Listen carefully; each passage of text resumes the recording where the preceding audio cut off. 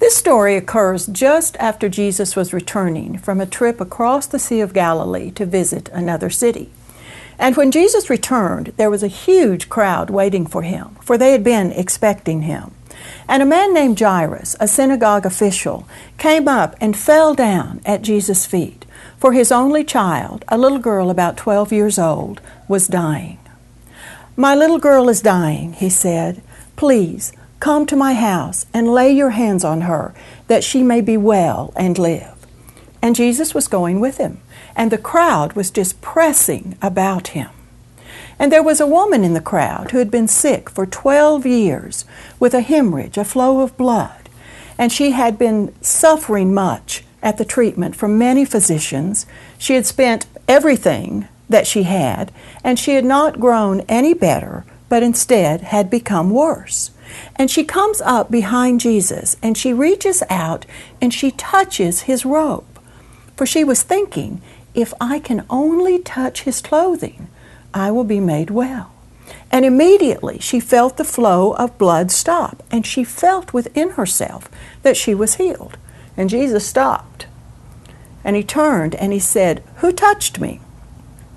And when everyone denied it, Peter said, "Lord, you see this crowd pressing about you, and you ask who touched me?" And Jesus said, "I know someone touched me, for I felt power go out of me." And the woman, seeing that she could not remain undiscovered, came forth with fear and trembling, knowing what had been done within her, and in front of the whole crowd fell down at Jesus' feet. And she told him the whole truth, how she had touched him and how she had been healed. And Jesus said to her, "My daughter, your faith has made you well. Go in peace." And while he was still speaking, a man from Jairus' household comes up and says, "Jairus, your little daughter has died. Why trouble the teacher any more?"